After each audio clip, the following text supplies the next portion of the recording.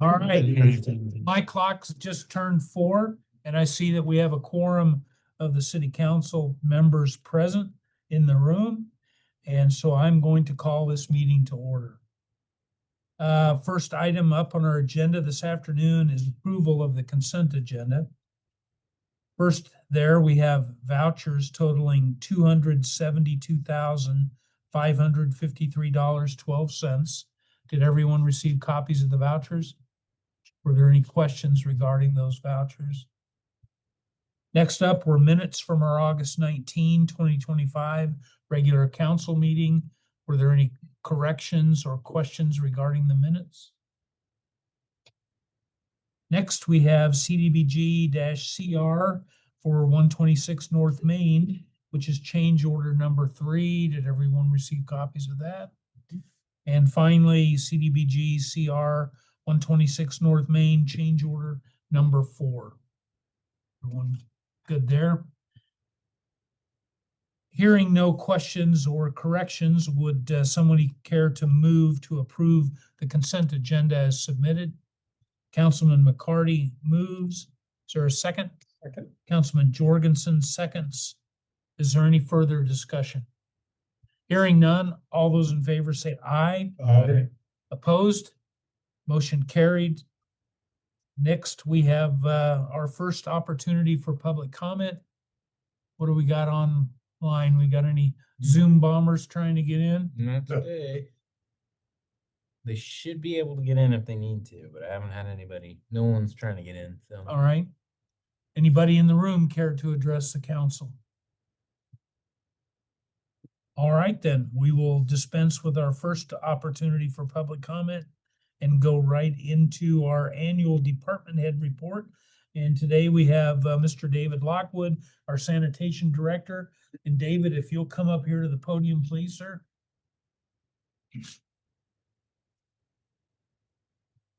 Good afternoon. Good afternoon. Gentlemen. My name is Dave Lockwood. If you don't know, I'm a sanitation supervisor. This year we've moved into the old AMPI mechanic shop. It's been a good move. Got plenty of room for the trucks and places to work on everything. And dry? Are you Yeah, staying dry. dry? Well, there's a few leaks here and there. Yeah. Okay. But dry mostly. I've been remodeling the bathroom, fixing the office. Got a lot more to do, but lost it. We also have room to store new poly carts and room to work on dumpsters. This is for the department, and I'm storing a food trailer. And I've been working on that too. And I got a space for Ed for his wood shop in one of the stalls. So doing little room. As far as Chris, my operator, he's doing better, but he still has some. He has a ways to go. I am looking for another trash truck to replace the Freightliner. It's 22 years old now. So I've patched holes in the bed of it with Bondo and working on hydraulics. Cable system on the back for lifting cans is not really good. You put a new cable on within a week, its wire starts fraying. That's your only non-side load truck, right? Right. Yeah. And with some of the stuff they put in out at Countryside, it gets pretty heavy. Sometimes I'm picking up 6 tons of feed out there, which the cans aren't made for it. And I mean, the cable can handle it, but with it fraying, it's not very safe. I've been looking at some other trucks, rear load, and they're ranging from 300 down to 179. And I don't want to go too low because then we're just in the same boat again on repairs and everything. But yeah, the Freightliner's got radiator leaks, hydraulic leaks, electric problems. We've gotten our use out of it. Yeah, sure have. I'm still using it for recycle. And the backup for the build, it's the only backup we have for it right now. So, but it's full-time maintenance on all the trucks. Sure. Wear and tear constant.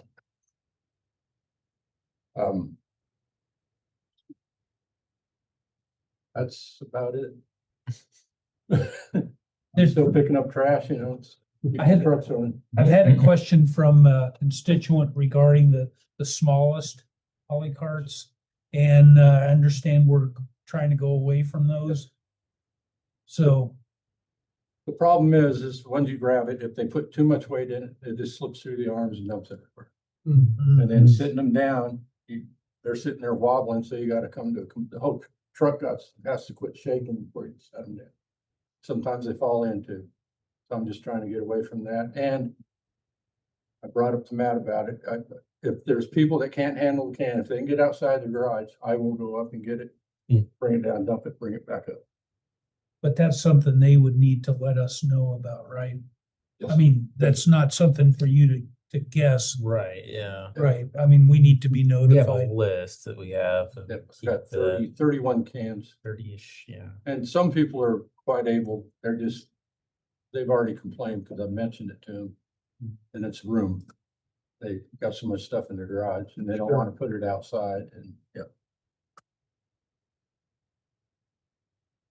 Well, you know, I know when we were out at, what's it called?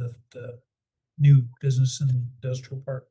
This and that farm? Yeah, this and that. Yeah. That they're, somebody we go to help us keep the trucks maintained. And it sounds like we're a pretty steady customer. Don't want to be, but yeah. Yeah, but I'm just saying that because of all the mechanics on those trucks, there's just a lot to maintain. It's just oil changes everything's a minimum of $600 on it. So that's just the oil changes and inspections on it. And then tires Tires are are $2,400. $2,400 a shot. for tires. And then that's on the auto car. I won't put recaps on that because it'll do more damage when a recap comes apart than buying the new tires. Now the Peterbilt, yes, I've had 5 caps come off on that, and sometimes that's pretty common. Sometimes within a week and sometimes within 6 months. But you know, it's crazy as it sounds. I mean, this is the one city utility that we probably communicate with citizens the for most sure. about, you know. And I'm just saying, and you know, I know that it's not easy and you guys do a great job and I'm very appreciative of it. But, you know, I just really would be concerned about losing control of that and farming it out because, you know, again, you know, we have not much leverage when it comes to that kind of thing. And the extra work that these guys do above and beyond for customer service for the citizens, it's not something we'll ever get from a contracted service. It's just not going to happen. Yeah, because they'll be out of town. They won't come back the same day. They'll wait for the next week. That we had that problem in Flagstaff with waste management. And they wouldn't come back until the next week to do anything and then charge you extra and yeah. So, I mean, you know, again, I know it's something that costs money, but it truly is a service. And again, you know, the willingness that these guys have to go above and beyond for people that need extra help.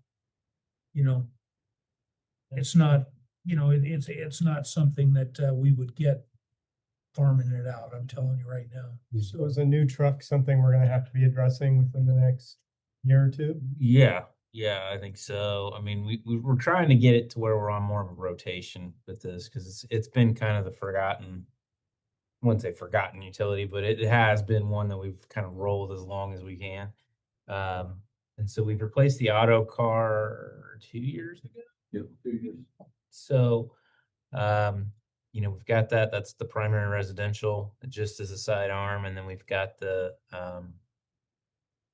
Peterbilt. just blanked out, the Peterbilt, which is the combination. It's a rear load and a side load truck, which we probably won't do that again, but No, that's a heavy truck. It's 43,000 pounds empty. So it's hard on the road. Big dog. We learned some lessons. so learn a few You lessons know, about that this. bigger isn't always better, right? But I mean, at the time when we were looking at it, it was, and Barney, I think it was just you and I were the only ones that were here at that time. but we were looking at how many trips we were gonna have to make over to the transfer station was a consideration of, thinking that bigger was gonna be better, and as it turns out, it wasn't, so, I've even made 2 trips in a day with that truck, right, just using that one. sure, It just depends on what Countryside does. yeah. Yeah, they're a big trash customer. I didn't realize they had that much stuff there. Oh, yeah. Yeah, they have 2 6-yards, 3 3-yards and 1 2-yard. And we're there every day. Wow. And then they start dumping grain in different times of the year. When the cattle aren't feeding Yeah, out in the field, they're using a lot more grain. And then they go through and they find stuff that's old. And they start throwing that away. So I've been trying to get them to control how much they put in the can, but it's a fight. It's been that way for 6 years. Huh. This last time they've done better. They've had some roll-offs there and I've told them the weight, our cans aren't built for that weight. The roll-offs are, they can put 10 tons or more in those. I didn't realize they threw that much stuff away. Then it's the big bags and they'll fill them full big bags with grain Yeah, and set it in the container, then the grain. And the grain's the worst, trying to sweep that up. You gotta dump your grain in first and then dump bags and everything else to get it in the truck, or else it just plugs up in the back and you can't. You have to go dump. I've done my share of scoop and molding. I know what that's like. So would we entertain a lease option then on a truck? Probably so. That's because, as David said, you can't get into one for less than 200,000. That's Yeah. probably on the That's on a used side. That's 2023. Yeah. Especially if we're doing all that maintenance and all that work on them, that would make Yeah. sense. Yeah. There, trash is, you're constantly running. These trucks run 4 days a week, 5 days a week. Some 5. Let's say 5. We're only running residential routes 4 days a week, but commercials every day. And so, you're just running these things, and it's heavy work, and they break down real fast. Yep. So, that's why a lot of people end up out of this business, just because the truck maintenance is so much. Constant. Yeah. So that's why getting it into rotation will be good. The Freightliner is, David says it's 23 years old. It's well past its prime. We got our money out of that one. But yeah, we need a new rear loader, and put that into the rotation so that we have, backup for both sides, because, we pick up all the residential with the sidearm, which is also a pretty intricate piece of equipment that's got a lot of pieces that can break. And the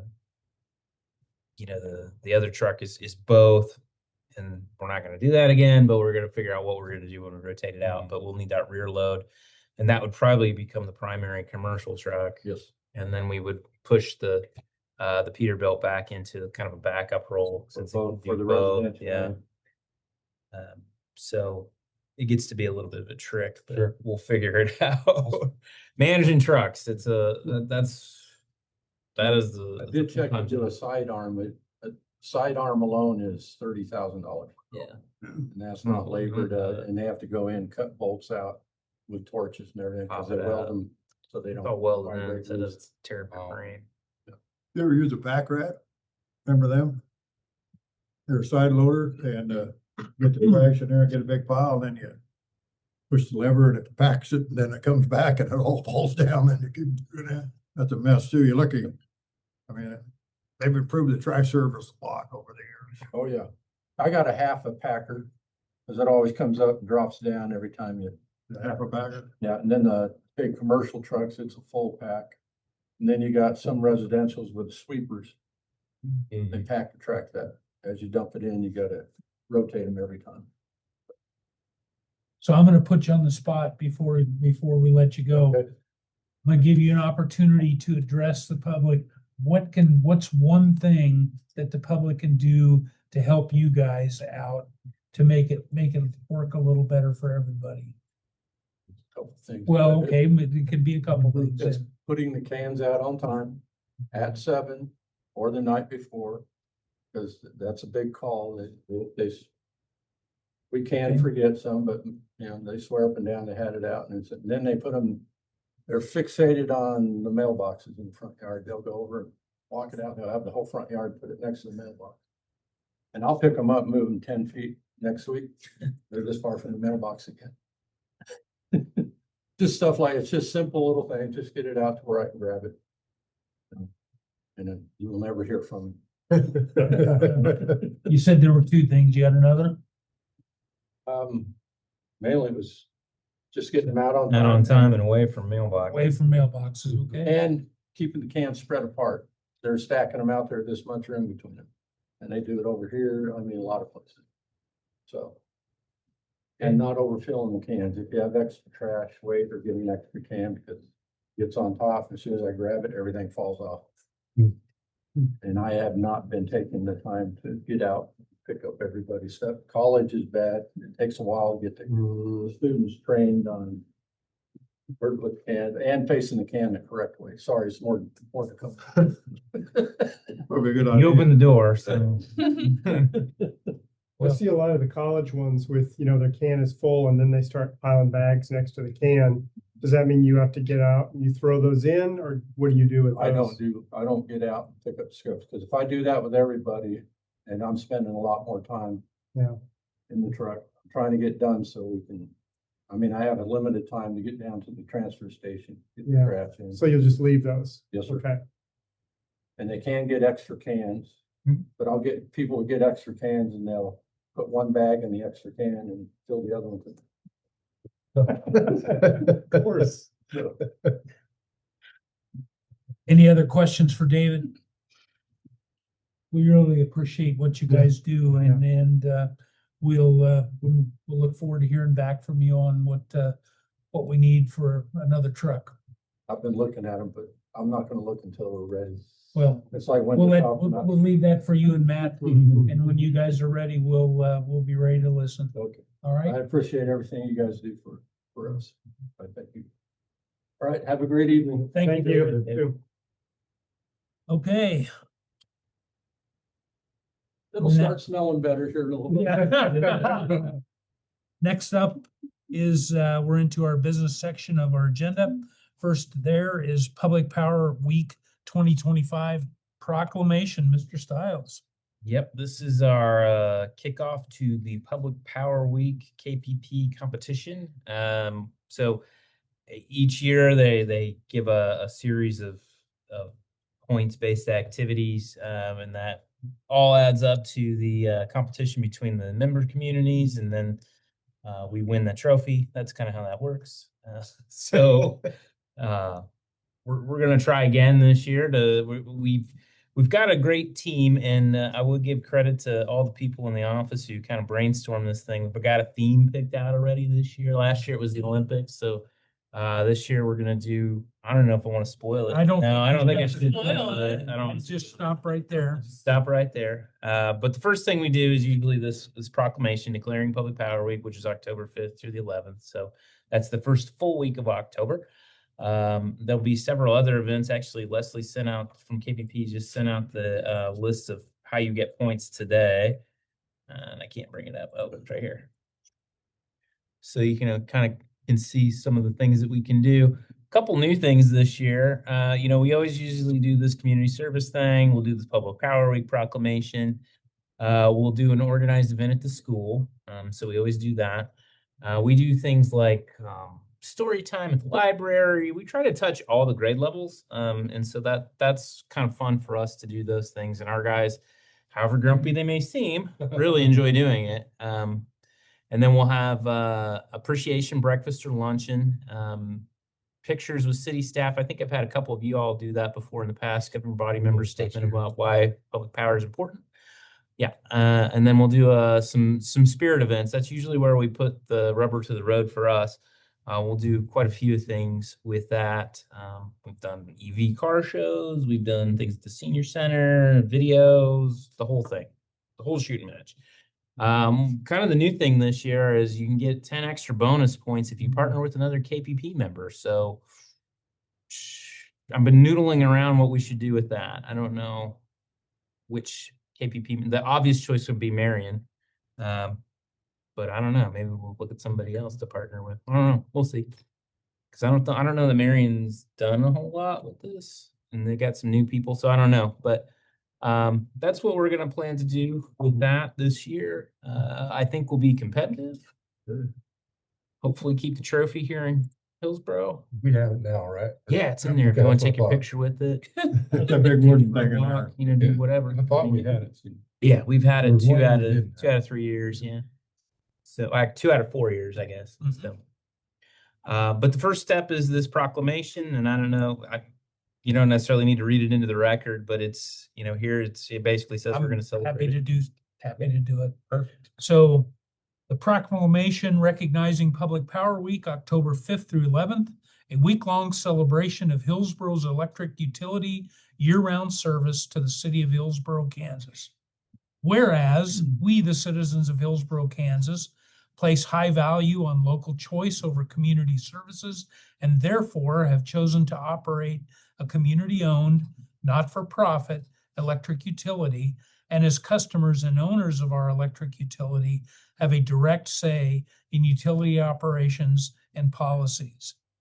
Whereas Hillsboro's electric utility provides our homes, businesses, schools, and social services and local government agencies with reliable, efficient, and safe electricity, employing sound business practices designed to ensure the best possible service at not-for-profit rates.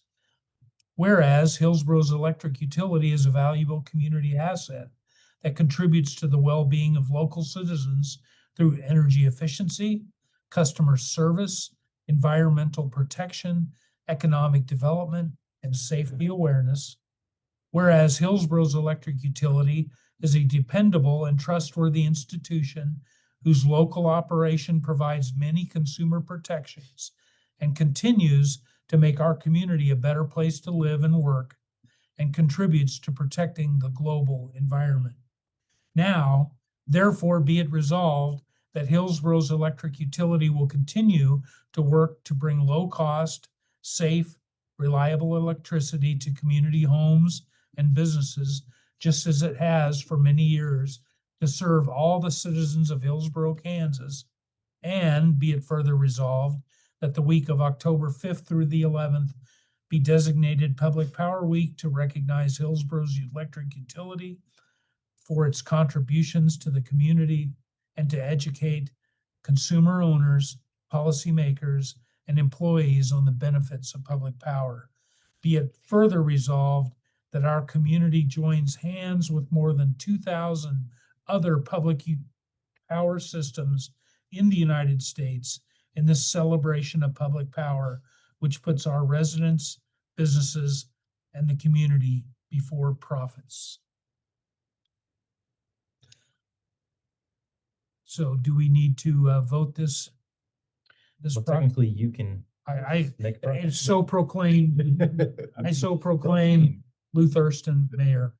If you want to vote on it, you can. No, that's fine. We can just proclaim it. And so it is read, so it is proclaimed. Next up, ordinance 1414, authorizing the PBC to issue 7.5 million in refinancing bonds for Hillsboro Community Hospital. Mr. Stiles. Thank you, sir. So this is kind of a two-parter for you. So you'll first authorize this as the city council, then you'll recess into the Public Building Commission, and there's another piece to that too. So this is kind of what we've been talking about with the hospital issuance. This was a refunding bond for them. So it refinances the acquisition, in this case, the acquisition of Hillsboro Community Hospital, refund and refinancing of the 2015 taxable revenue bonds, which is something we've got attached to it. There was a couple different pieces with this. So originally we financed a section of the property, which effectively was the property itself, the parking lot, and a small section. So this would get refinanced with that. And then this would also pay for the cost of issuance of all these bonds. So what we have is a senior mortgage loan that we're taking out that is with the Bank of Hayes right now and underwritten by USDA. And then, we're moving them from the situation to ensure some long-term financial stability. reduces their rates too. This was kind of a weird one as well, as in that we went through the Rural Water Financing Authority out of Kentucky, which I know the name doesn't seem to lend itself to hospitals, but they can do a hospital. So it's packaged with a bunch of other projects, 45.1 million in total. And they're kind of just, well, they package them and then resell them or market them, I guess is the right way to say that. Is it how that kind of works? Basically, it's their own debt. They're buying ours and getting the funds by issuing their own debt, yeah. And so the advantage with that is that they're a AA- rating, which we're just a single A-. So you save on the interest rate with that perspective. So from that perspective, you do save some on that.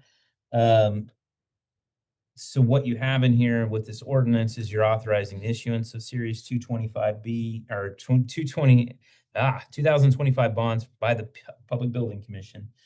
You're approving a trust indenture with Security Bank of Kansas City as the trustee. You're entering into a lease agreement with the Public Building Commission for the hospital's facilities. There's a bond purchase agreement with the PBC, with the Rural Water Financing Authority.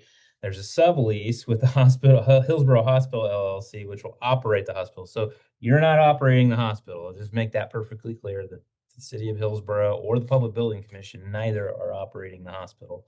The rural RHG Consolidated stays the operator of the hospital. And then you're getting a guarantee agreement with RHG on that in favor of the city. So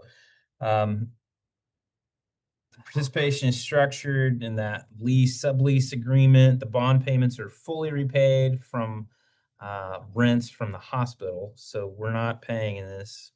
It is our debt. And so typically a Public Building Commission, when you issue the debt, they have a lease agreement with the city, and then it's backed by the full faith and credit of the city. It's still technically backed by that, but you have the sublease that pays for it with the hospital. If in that sublease something was to happen to RHG, you would have the ability to switch the person who's the subleasee.